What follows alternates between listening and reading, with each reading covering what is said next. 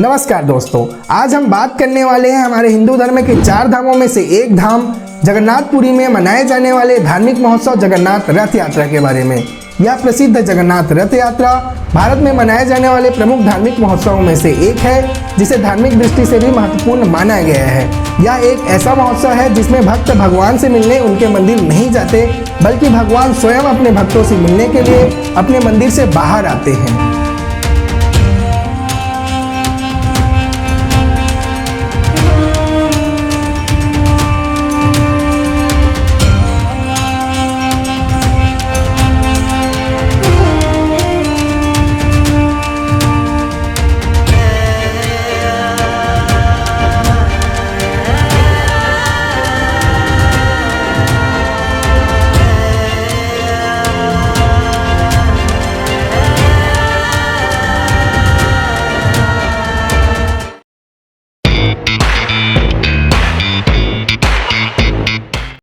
भगवान जगन्नाथ जी की यह पावन रथ यात्रा सिर्फ भारत में ही नहीं बल्कि दूसरे देशों जैसे फ्रांस, मॉस्को और अन्य देशों में भी मनाया जाता है। भारत में होने वाले इस रथ यात्रा को देखने के लिए प्रतिवर्ष दूसरे देशों से भी हजारों पर्यटक यहाँ आते हैं। यह महोत्सव विशेष रूप से उड़ीसा के जगन्नाथपुरी में भव्य रूप से मनाया जाता है। भगवान जगन्नाथ जी के मंदिर से जुड़ी हुई अनेकों रहस्यमयी जानकारियाँ हैं, जिसके बारे में वीडियो हमने पहले से बना लिया है, आप उसे जाकर जरूर देखें। प्रसिद्ध जगन्नाथ रथ यात्रा 10 दिवसीय महोत्सव होता है। यात्रा की तैयारी अक्षय तृतीया को ही भगवान जगन्नाथ, बलभद्र और माता सुभद्रा के रथों के निर्माण के साथ प्रारंभ हो जाता है। रथ यात्रा आषाढ़ माह के शुक्ल पक्ष के द्वितीय तिथि को प्रारंभ होता है और शुक्ल पक्ष के 11वें दिवस में समाप्त हो जाता है। इस पावन महोत्सव में भगवान स्वयं अपने मंदिर से बाहर आकर भक्तों के बीच आते हैं और भक्तों के सुख दुख के सहभागी बनते हैं। इस पावन रथ यात्रा महोत्सव में भगवान जगन्नाथ जी, उनके बड़े भाई बलभद्र और उनकी बहन माता सुभद्रा तीनों अलग अलग रथों पर सवार होते हैं। सबसे आगे बड़े भाई बलराम जी का रथ होता है, जिसका नाम है ताल ध्वज।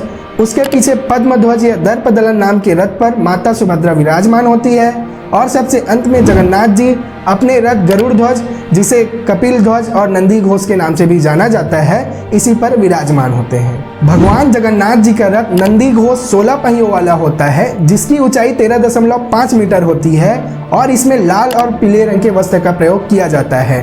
बड़े भाई बलराम जी का रथ ताल ध्वज 14 पहियों वाला होता है, जिसकी ऊंचाई 13.2 मीटर होती है और इसमें लाल और हरे रंग के कपड़े का प्रयोग किया जाता है।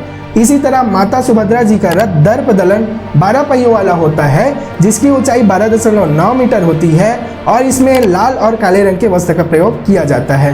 बड़े भाई बलभद्र और बहन माता सुभद्रा जी का रथ भगवान जगन्नाथ जी के रथ से कुछ छोटा होता है और इन्हीं तीनों रथों में सवार होकर भगवान अपने भक्तों के बीच से होते हुए गुंडीचा मंदिर में पहुंचते हैं।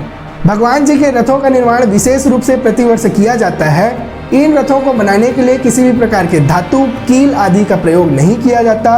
रथों को बनाने के लिए विशेष रूप से नीम की लकड़ियों का प्रयोग किया जाता है, जिसका चयन प्रतिवर्ष बसंत पंचमी के दिन से ही प्रारंभ हो जाता है। इन लकड़ियों का चयन करने के लिए विशेष समिति का गठन मंदिर कार्य समिति प्रतिवर्ष करती है और सारी सामग्री जुटाने के बाद रथों का निर्माण कार्य अक्षय तृतीया के दिन से ही प्रारंभ हो जाता है। रथ यात्रा के अवसर पर भक्त ढोल, नगाड़े और शंख ध्वनि के बीच इन रथों को रस्सी से खींचते हैं। ऐसा माना जाता है कि जिन भक्तों को रथों को खींचने का अवसर प्राप्त होता है, वह महाभाग्यवान होता है।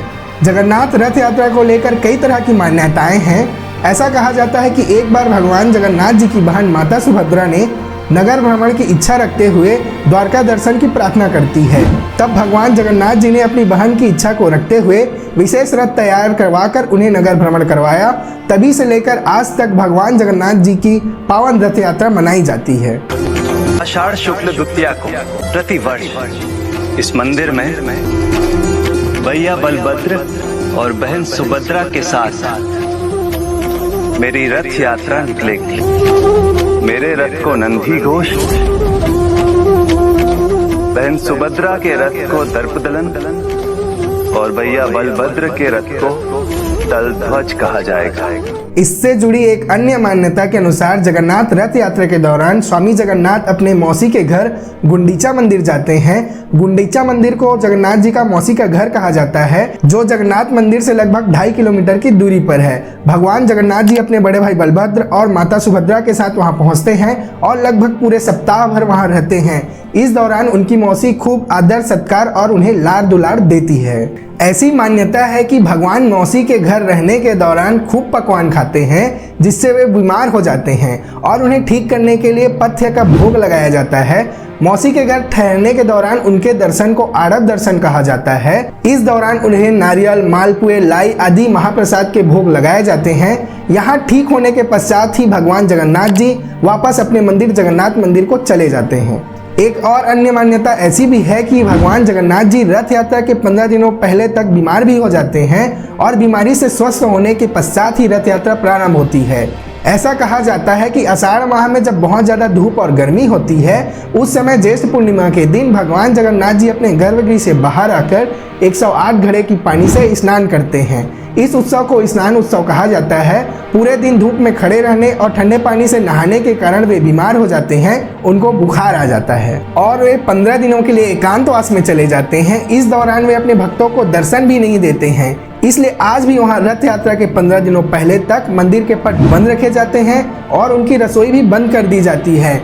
उनके पास सिर्फ मुख्य पुजारियों का आना जाना होता है। भगवान जी को ठीक करने के लिए उनको तरह तरह की जड़ी बूटियां और औषधि युक्त भोजन दी जाती है और उनका पूरा ध्यान रखा जाता है। 15 दिनों बाद पूरी तरीके से स्वस्थ होने के पश्चात ही भगवान जगन्नाथ रथ यात्रा के लिए तैयार होते हैं और अपने भक्तों को दर्शन देते हैं। 15 दिनों के लिए भगवान जगन्नाथ जी के बीमार होने के पीछे एक मान्यता ऐसी भी है कि उड़ीसा प्रांत के जगन्नाथपुरी में एक भक्त माधव दास जी रहा करते थे। वे भगवान की भक्ति में लीन रहा करते थे। उनका संसार से कोई लेना देना नहीं रहता था। वे अकेले बैठे बैठे भजन किया करते थे। नित्य प्रतिदिन भगवान जगन्नाथ जी के दर्शन किया करते थे और उनको अपना सखा मानते थे। वे अपने मस्ती में मग्न रहते थे। एक बार भक्त माधव दास जी को अतिसार उल्टी दस्त का रोग हो गया। वे इतना दुर्बल हो गए कि उठ बैठ नहीं सकते थे, पर जब तक बना वे अपना काम स्वयं करते थे। वे किसी का सेवा नहीं लिया करते थे।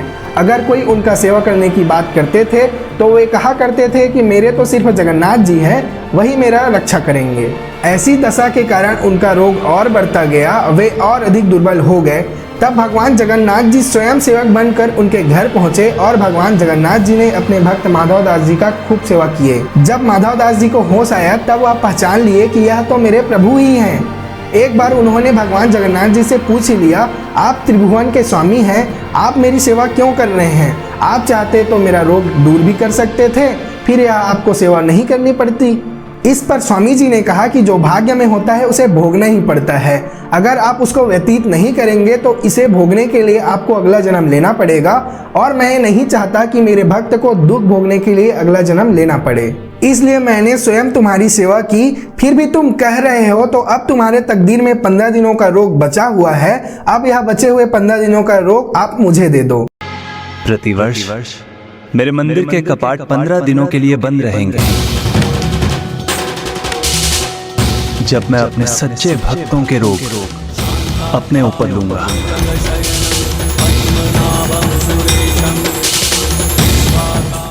15 दिनों का बचा हुआ वह रोग भगवान जगन्नाथ जी ने अपने भक्त माधव दास जी से ले लिया। इसलिए ऐसा कहा जाता है कि रथ यात्रा के 15 दिन पहले भगवान जगन्नाथ जी बीमार हो जाते हैं और इस बीमारी से स्वस्थ होने के पश्चात ही भगवान जगन्नाथ जी की भव्य ऐतिहासिक रथ यात्रा निकाली जाती है, जिसमें देश विदेश से लाखों पर्यटक शामिल होते हैं। भगवान जगन्नाथ जी के पावन रथ यात्रा के बारे में बनाई गई हमारी ये जानकारी आपको कैसे लगी कमेंट करके जरूर बताएं और इसी तरीके के इन्फॉर्मेटिव वीडियो के लिए हमारे इस वीडियो को लाइक, शेयर और हमारे चैनल को सब्सक्राइब करें। धन्यवाद।